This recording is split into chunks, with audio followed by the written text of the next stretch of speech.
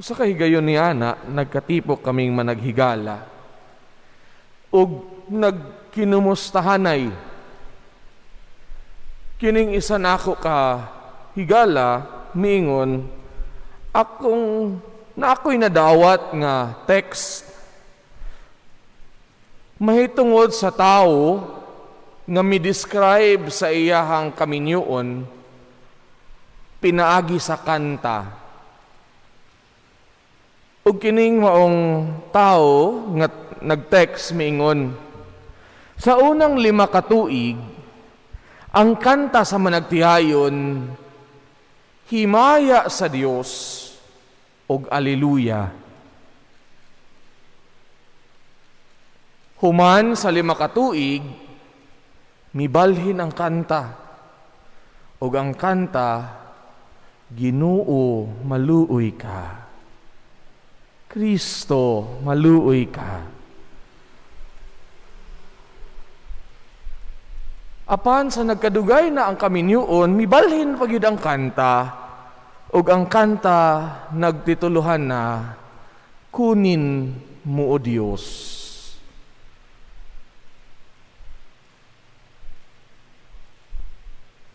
Kumusta ang atong mga pamilya? Kumusta ang mga managtiayon?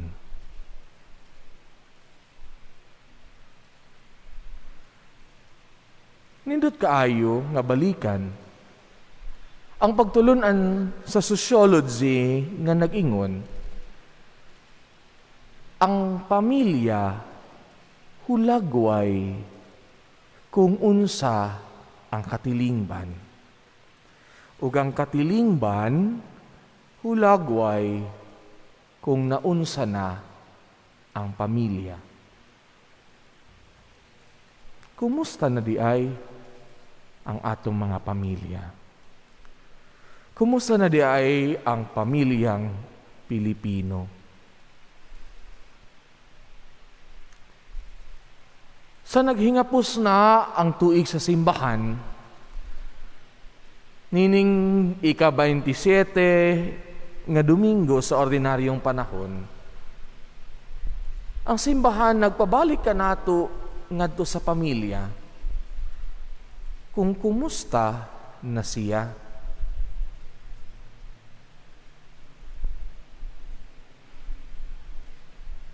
Kumusta na kaha ang atong mga pamilya? Kay dihang nagkabibo ang politika tungod sa daghang isyu nga gipanggawas, dihang nagkagubot ang social media kung kinsay mudagan nga presidente, ang tao nga limbungan dihang sa lower house sa Kongreso napasa na di ay ang balaod sa diborsyo. Sa miaging mga bulan sa committee level dito sa Kongreso, gipasa na di ay sa mga kongresista ang balaod sa diborsyo. Hilom ra kaayo nga misulod kini. Ug walay nakamatikod mismo ang simbahan.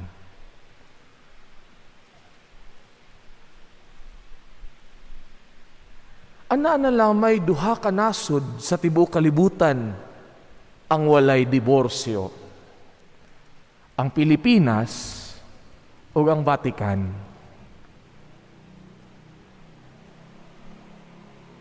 Ang Pilipinas nga naglantaw kaayo sa pamilya isip sentro sa iyang kultura ug sa iyang pagkapilipinhon. Take away family life and you destroy Filipino culture.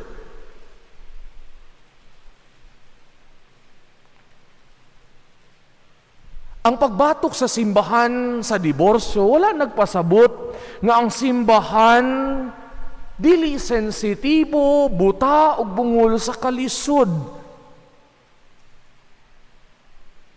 Kanila nga naa sa kaminyoon. Tungod kay ang simbahan nakabati gayud sa kalisod sa kaminyoon nga anaa diha nga gipuy-an sa mga managtiayon. Nabati kini sa simbahan. Apan ang pangutana sa simbahan, diborsyo ba ang tubag sa kalisod sa kaminyoon sa tao? Where people today proclaim that divorce equals freedom. Without divorce, there is no freedom. Is it really the truth? Nadya lamang sa pagkahimong legal sa pagbulag sa manag-asawa, masinati lamang ang tinuod nga kagawasan. Is the problem really the absence of divorce? Or there is a deeper problem in our society?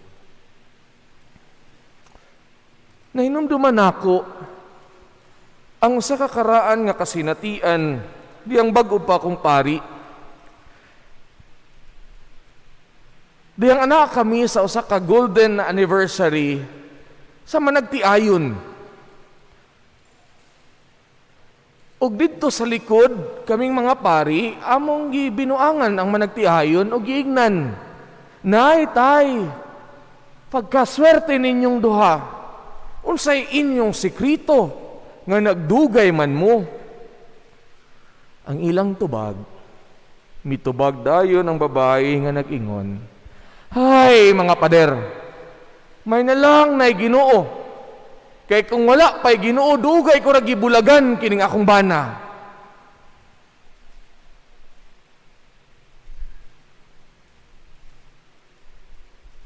Kini nagpasabot, nga walay sayon nga kaminyoon. Apan ang pangutana,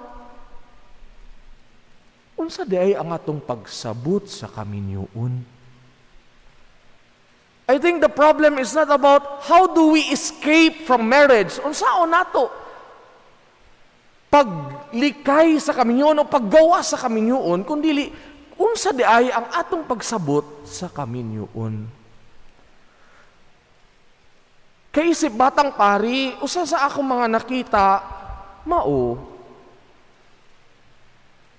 nadaghan kaayo sa atong mga kaminyoon, bongga kaayo ang kasal. Grabe ang pagpangandam sa kasal. Apan wala nangandam sa kinabuhing ninyo. We equate marriage with wedding. Ug dili man ka na mao. Dili ba kini man ang gakahitabo sa atong kultura? Kini man ang gakahitabo sa atong mga kasilinganan o pamilya? Naakitay dakong oras para mangandam alang sa kasal, pero wala kitay oras para mangandam alang sa kaminyoon. Mismo ang prikanan nato, ato lamang nga baliwala, ato lamang nga sudlan kay tungod requirement. Pero ang pangutanan na, minaw ba kita?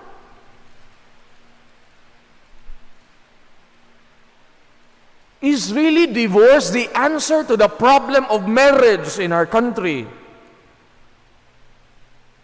O tingali, ang tingat sigurado nga tubag, dili. Diyang naminaw ang simbahan sa kalisod, sa kaminyoon, ang atong Papa Francisco, piyaging mga tuig, naghimo sa mas simple nga pamaagi sa annulment. Dihang iyang gibag-o ang canon law diha sa iyang dokumento Mitex Iudex. aron mas simple ang proseso sa annulment, unsa day kalainan sa diborsyo o annulment. Ang annulment nagpasabot nga that from the very beginning walay kasal na hitabo, kay tungod ang ilang kaminyoon dili gayud haom from the very beginning. Apan ang diborsyo nagpasabot na ay kaminyoon. Apan dili na sila pwede mag-uban, busa-bulagon na sila, ug pwede na sila mangitag lain.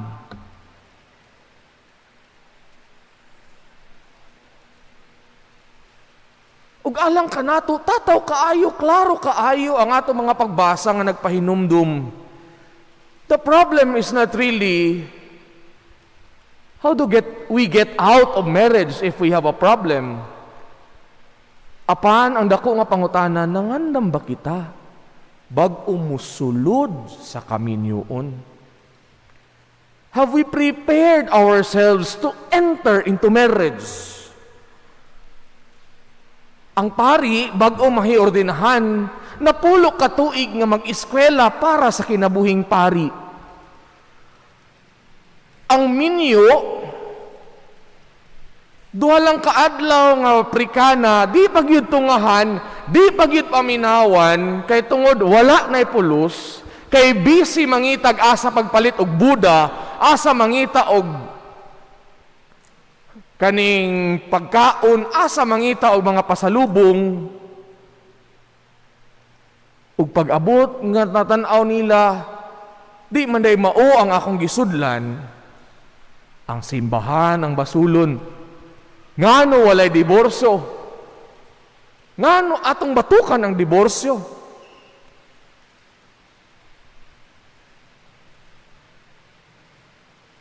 Mga igsoon, ang atong mga pagbasa, nagpahinumdum ka nato sa tulo ka importanteng butang sa kaminyoon.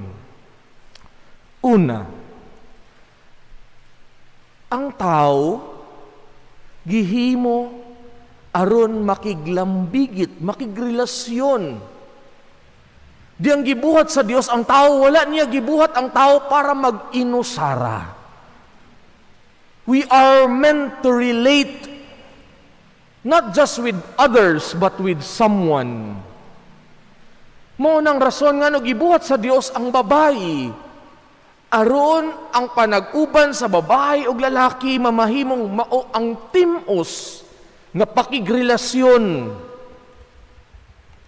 Kay tungod ang Dios nagbuhat sa tao dili aron mag-inusara, kundi makig-uban. Ug dili ba kini ang namugna diha sa kaminyoon? Apan ang pangutana, before we enter into marriage, bago kita misulod ni anang maong kaminyoon, giila-ila ba gyud nato tarong ang atong gipili?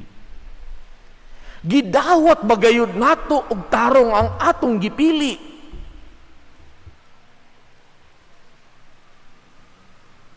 Unag dali-dali na lang kita. And we have not prepared ourselves to enter into that relationship. Sama sa bisan unsang relasyon, kinahanglan kining maong relasyon pangandaman.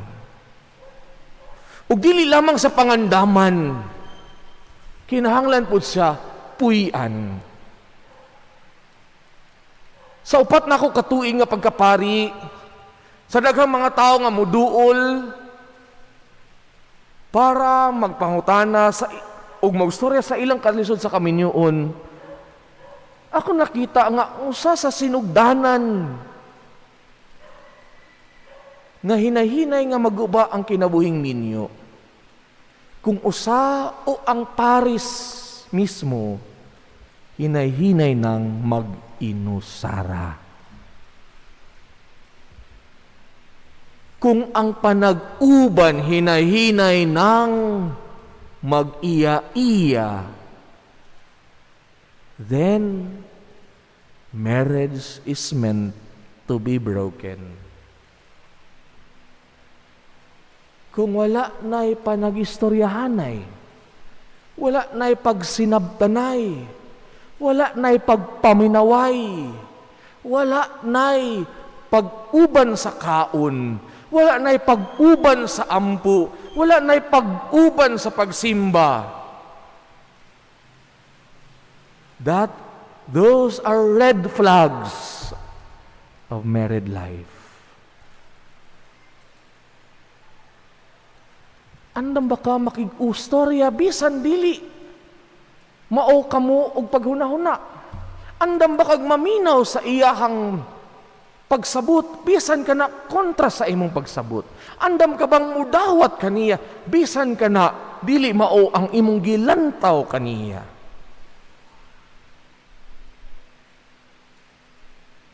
Because communion is not just about similarities, but it is about acceptance that is grounded in our capacity to listen, verbally and non-verbally. Ikaduha, ang atong ikaduhang pagbasa nagpahinumdum kanato nga kinabuhi kanunay gaipadayag sa kamapaubsanon sa kasing-kasing. Sa sulat sa mga Hebreo, gipadayag kanato na dihang nahigugma sa ang Dios sa tao, gipakanaog niya ang iyang kaugalingong anak. Ug diha sa iyang kaugalingong anak, iyang gimugna ang usa ka panagrelasyon. Tali sa tao ug sa Dios. Diyang mikanaog misulod ang Dios diya sa tao, sa kinabuhi sa tao, giablihan niya ang pultahan sa panagrelasyon tali sa tao ug sa Dios.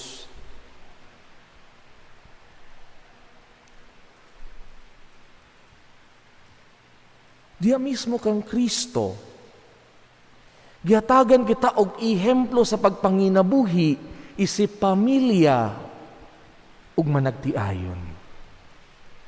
Dili ba ang panagtiayon? Dili lamang mao ang panag-uban sa lalaki ug sa babae.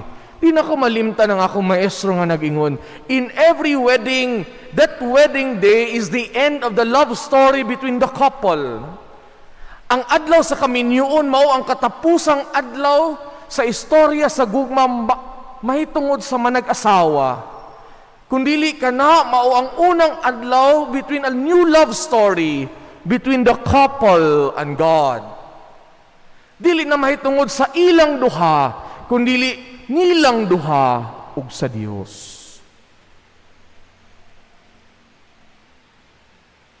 Kana ang rason ngano ang kinabuhi o ang sakramento sa kaminyoon dili sa ulugon sa beach, dili sa ulugon sa garden, dili sa ulugon sa bisan asang lugar, kundi dili sa simbahan.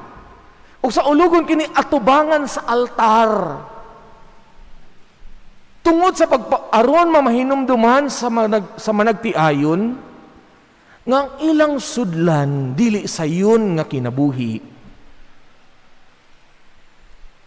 Aron kining maong Kristo nga ilang gihiusa ang ilang kaminyoon, ilang makita nga nahiusa si Kristo og katawhan, dili pinaagi sa iyang pagpakataw lamang, kundili dihang nakighiusa si Kristo sa katawhan, iya kining gihiusa diha mismo sa altar sa krus. Nahiusat sila, nahiusa ang Dios ug ang katawhan dili sa kalipay, kundili sa kasakit. Nan ang kaminyoon di ay managhiusa lamang kung ang managtiayon anda mo pasan sa ilang krus nga mao ang usag-usa. Nahinumduman ako ang usa ka istorya may tungod sa usa ka contest sa pagpasan sa pinakabug-at nga krus. Ang mga tao nagbuhat o nagkalain-lain nga krus, hangtod miabot ang usa ka contestant ug ang iyang gibuot giyang giarsa ang iyang bana. Ug nangutana ang mga tao, lumbaanay man ni sa pagbugat sa krus. Tubag sa maong asawa, sige daw. Pasana daw niya nga akong krus. Kung mas bugat pa ba ng inyong krus kaysa sa akong bana?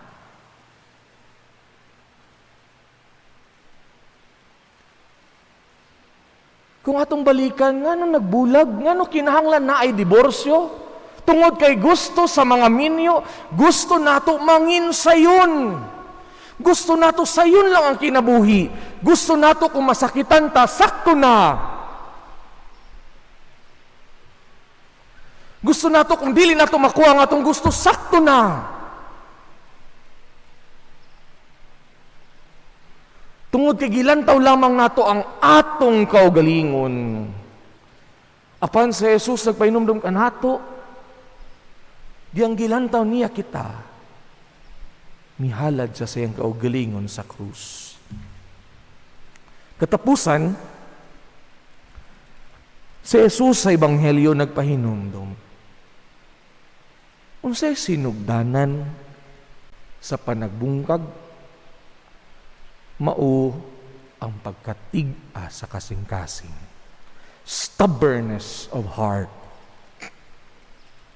Dili ba kini man ang problema nato sa kaminyoon?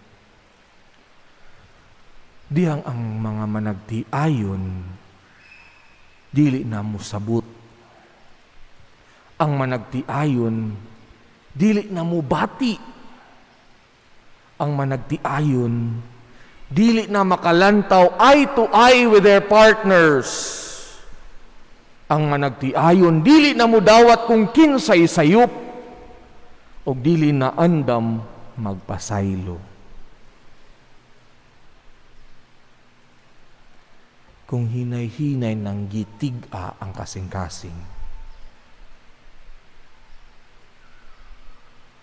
And divorce is the easiest way to legalize the stubbornness of our hearts. Ang diborsyo mao ang pinakasayon nga pamaagi aron himuong legal ang atong pagkagahi sa ulo ug pagkatig-a sa kasing-kasing.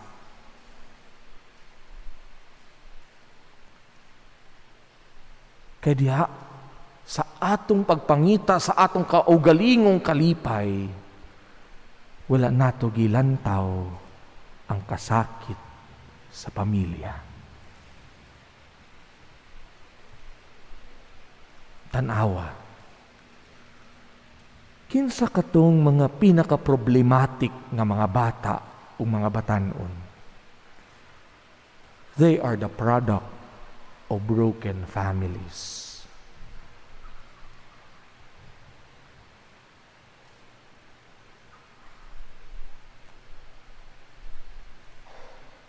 Mga hinigugmang mga ginikanan.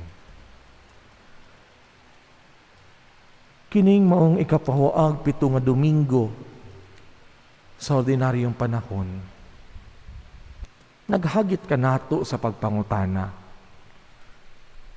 Giatiman pa ba nato? Giatiman pa ba ninyo ang inyong kinabuhing minyo? Sama nga ang tanom, dili mo lambo. Kung dili aligrahon o higugmaon, ang relasyon sa kaminyoon, dili gayud mahimong mabungahon o magmalipayon. Kung dili kini amumahon o dawaton.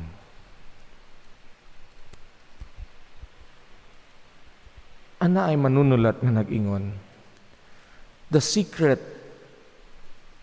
to the best married life is not to find a perfect partner, but to be the perfect partner for an undeserving lover.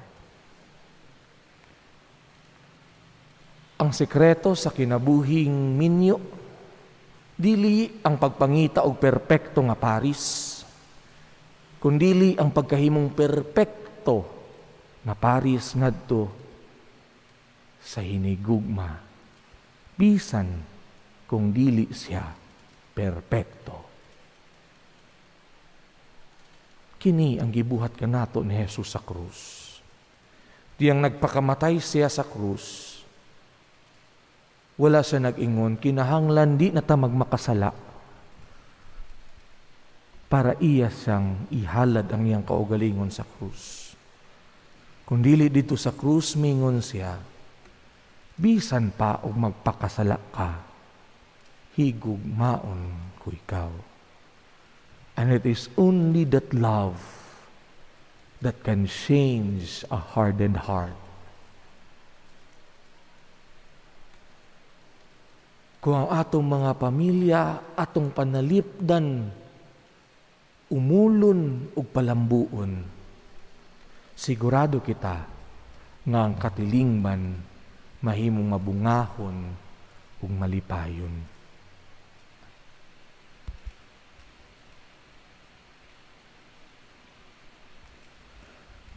Manindog kita og atong bag-uhon ng atong mga sad sa bunyag